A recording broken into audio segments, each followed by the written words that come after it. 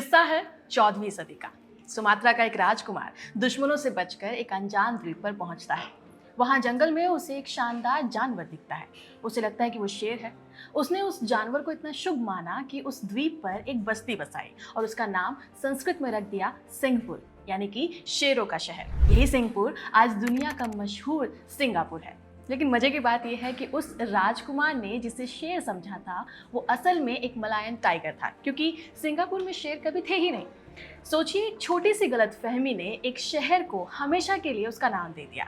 हमारे अपने शहरों के नाम भी ऐसे ही दिलचस्प कहानियों से भरे हुए हैं। ये सिर्फ नाम नहीं है, ये वो सुराग हैं जो हमें वक्त के पीछे ले जाते हैं। कभी सोचा है नागपुर, कानपुर, जयपुर में पुर क्यों होता है? या फिर इलाहाबाद, हैदराबाद, गाजियाबाद में बाद कहाँ से आया? हजरतगंज, निशातगंज, अलीगंज, सुल्तानगंज में गंज क्यों है? और राजस्थान के किलों की कहानियां सुनाते गढ़, जैसे कि चित्तौड़गढ़ और कुंभलगढ़। तो चलिए आज इन नामों के पीछे छिपे हुए राज को खोलते हैं। नमस्कार, मेरा नाम है डिम्पिका और आप देख रहे हैं खबर गाँव। इस वीडियो की शुरुआत करते हैं सबसे पहले सफिक्स यानी कि प्रत्यय से, पुर से। पुर वाला सफिक्स इतना कॉमन है कि जब आप देखेंगे तो हैरान रह जाएंगे कि भारत में सैकड़ों शहर ऐसे हैं जिनके नाम में ये लगता है, जैसे कि कानपुर, जयपुर, उदयपुर, नागपुर, अलवरपुर, बालापुर, विजयपुर और तिरुपुर। ये लिस्ट बहुत लंबी है, लेकिन ये पुर आया कहाँ से है? असल में देखा जाए तो पुर संस्कृत भाषा से आया है और संस्कृत में पुर या पुरम का मतलब होता है एक नगर, एक बस्ती, एक दुर्ग या एक किला, या कभी कभी तो सिर्फ एक जगह जहाँ लोग बसते हैं। यानी कि एंशिएंट टाइम में ये शब्द अर्बनाइजेशन को रिप्रेजेंट करता था। इसका जिक्र भारत के सबसे पुराने ग्रंथ ऋग्वेद में भी मिलता है, जो करीब 1500 ईसा पूर्व यानी कि आज से लगभग 3500 साल पहले लिखा गया था। ऋग्वेद में इसका इस्तेमाल उन जगहों के लिए किया गया जहां ज्यादा आबादी वाली बस्तियां थी। फॉर एग्जाम्पल, महाभारत में हस्तिनापुर एक बड़ा नगर था। वैसे ही रामायण काल में अयोध्या को भी अक्सर अयोध्यापुर कहा जाता था। इन शहरों और नामों को न सिर्फ हम हिंदू धर्म ग्रंथों में देखते हैं, बल्कि इनके नामों ने एक ट्रेडिशन शुरू किया जहां किसी नए शहर के नाम के साथ हमेशा पुर को जोड़ा जाने लगा। कुछ इतिहासकारों का मानना है कि इसके बाद जब आर्य लोग भारत में आए तो उन्होंने भी धीरे धीरे अपने नगर बसाए, तब ये सफिक्स और ज्यादा कॉमन हो गए। इंद्रपुर, धर्मपुर, कृष्णपुर जैसे नाम अपने नाम के आगे जोड़ने लगे। इसी में आगे जब मिडिएवल एरा में आप देखते हैं तो समय के साथ ये परंपरा मौर्य, गुप्त, हूण, चोल और चालुक्य और फिर आगे चलकर राजपूत शासन तक चलती है। कोई राजा जब भी कोई नई राजधानी या फिर शहर बसाता था तो अक्सर अपने नाम या सरनेम के साथ पुर जोड़ देता था, ताकि पता चले कि उस नगर को उसी ने बसाया है, यानी एक तरीके का पॉलिटिकल स्टेटमेंट। इसका एक बढ़िया एग्जाम्पल है जयपुर। ये शहर राजस्थान के राजा महाराजा सवाई जय सिंह द्वितीय ने साल 1727 में बसाया था और अपने नाम जय के साथ पुर जोड़कर इसका नाम रखा था जयपुर। इसी तरह कानपुर की हिस्ट्री भी दिलचस्प है। कहते हैं कि ये नाम सचेंदी के राजा हिंदू सिंह ने रखा था, जो खुद को भगवान श्री कृष्ण यानी कि कान्हा जी के वंशज मानते थे।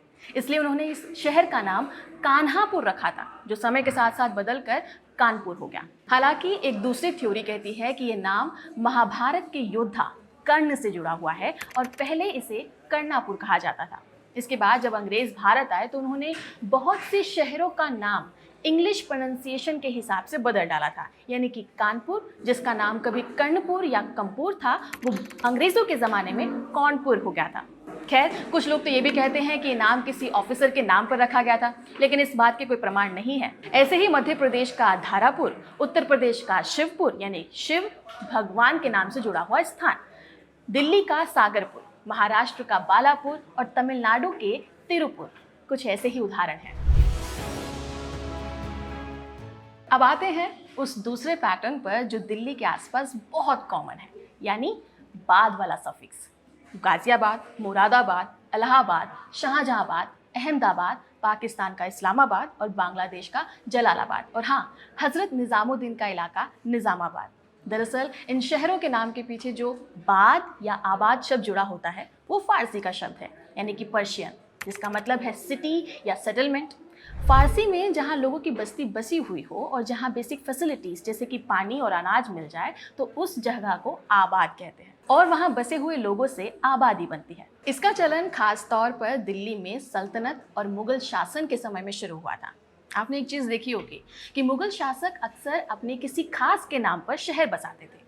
तो बेसिकली जगह ऐसी जहाँ पर आसपास पानी हो या मेन सोर्स ऑफ लाइफ हो, तो वहाँ का नाम किसी खास के नाम के साथ आबाद जोड़कर रख दिया जाता था। जैसे शाहजहां ने शाहजहाबाद बसाया, जो आज पुरानी दिल्ली के रूप में जाना जाता है। गाजियाबाद को गाजिउद्दीन ने बसाया था। ऐसे ही मुरादाबाद शहर राम गंगा नदी के किनारे पड़ता था, इसीलिए इसके नाम में आबाद लिखा होता है।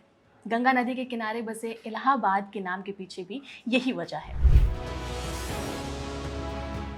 इन सब के अलावा कुछ शहरों के नाम के पीछे गढ़ भी लिखा होता है, जैसे प्रतापगढ़, अलीगढ़, आजमगढ़, फतेहगढ़ और चित्तौड़गढ़। असल में गढ़ का मीनिंग देखें तो होता है किला या फिर दुर्ग, और थोड़ा सा इन जगहों को गौर से देखेंगे तो ये सफिक्स उन जगहों के नाम में दिखाई देता है जहाँ सेफ्टी के चलते काफ़ी बड़ा किला बनाया गया हो। खासकर राजस्थान, मध्य प्रदेश और हिमाचल प्रदेश जैसे स्टेट्स में ये सफिक्स ज़्यादा दिखता है, क्योंकि वहाँ की जियोग्राफिकल लोकेशन को ध्यान में रखते हुए बड़े बड़े किले बनाना न सिर्फ ज़रूरी था, बल्कि एक तरह से ये पॉलिटिकल पावर का भी सिंबल हुआ करता था। कभी कभी तो पूरा शहर ही किले में बसा होता था, जैसे जोधपुर का मेहरानगढ़ फोर्ट या जयगढ़ का किला। अब जैसे जैसे जिस राजा ने किले पर हमला करके राज किया, उस जगह का नाम उनके धर्म या जाति के साथ जुड़ता चला गया। इस बात का एक परफेक्ट एग्जाम्पल है अलीगढ़, जिसका नाम पहले कोल हुआ करता था। कुछ इतिहास के पन्नों को अगर पलट कर देखेंगे तो हमें पता चलता है कि 10वीं से 12वीं शताब्दी तक तो यहाँ पर पहले राजपूतों ने राज किया था। फिर 1194 में मोहम्मद गोरी के सेनापति कुतुबुद्दीन ऐबक ने यहाँ हमला किया, तो यहाँ सल्तनत का कंट्रोल पड़ने लगा। इसके बाद अलीगढ़ की किस्मत तब बदली जब भरतपुर के जाट राजा सूरजमल ने कोल के किले को अपने कब्जे में ले लिया। उन्होंने 1753 से लेकर 1760 तक इस जगह का नाम रामगढ़ रखा था, लेकिन 1774 में मुगल दरबार के कमांडर मिर्ज़ा नजफ खान ने किले पर दोबारा कब्जा कर लिया और इसका नाम रख दिया अलीगढ़। आपने कुछ शहरों के नाम के पीछे गंज भी ज़रूर सुना होगा, जैसे दिल्ली में मलकागंज है, दरियागंज है। अब गंज शब्द के ओरिजिन की बात करते हैं तो हमें पता चलता है कि इसकी शुरुआत भी फारसी भाषा, खासकर मेडियन लैंग्वेज से हुई थी। ये ऐसी लैंग्वेज है जो एक समय में ईरान में बोली जाती थी, और फारसी भाषा ने कई शब्द इसी भाषा से लिए हैं। गंज भी उन्हीं में से एक माना जाता है। इसका मतलब होता है खजाना, यानी ऐसी जगह जहाँ कुछ कीमती चीज़ें रखी जाती हों। कुछ लोग इसे संस्कृत भाषा के गज शब्द से जुड़ा हुआ भी मानते हैं। फिर जैसे जैसे समय बदला तो गंज का मतलब भी बदलता चला गया। अब इसका मतलब होने लगा बाजार, मंडी या भीड़ भाड़ वाली जगह, यानी कि वो इलाका जहाँ बहुत सारी दुकानें हों, बहुत सारे लोग नजर आए, जहाँ खरीदारी हो, वहाँ गंज सफिक्स अपने आप जुड़ने लगा। जैसे दिल्ली का दरियागंज, पुराने समय में यहाँ दरिया यानी कि यमुना के किनारे बड़ा बाजार लगता था, इसलिए इसे कहा जाने लगा दरिया प्लस गंज, दरियागंज। दिल्ली में ही एक और जगह है मलकागंज, जहाँ कभी एक रानी यानी कि मलका के नाम पर बस्ती और बाजार था। अगर दिल्ली से निकलकर लखनऊ की तरफ जाते हैं तो पता चलता है कि भाई अगर भारत में किसी शहर में गंज का सबसे ज़्यादा इस्तेमाल हुआ है तो वो है लखनऊ। यहाँ आपको गली गली, मोहल्ले मोहल्ले में गंज दिख जाएगा। आपने हजरतगंज नाम तो सुना होगा, जिसे लखनऊ का दिल कहा जाता है। नवाबी आर्किटेक्चर, ब्रिटिश एरा की बिल्डिंग्स, ब्रांडेड शोरूम्स और स्ट्रीट फूड, सब कुछ आपको यही मिल जाता है। लेकिन हजरतगंज अकेला नहीं है। लखनऊ में इस नाम वाले इलाकों की एक लंबी लिस्ट है जो आपके सामने मौजूद है। अब चलते हैं दक्षिण की तरफ, जहां आपको नामों की लिस्ट थोड़ी सी अलग दिखेगी। वहां भी पैटर्न सेम है।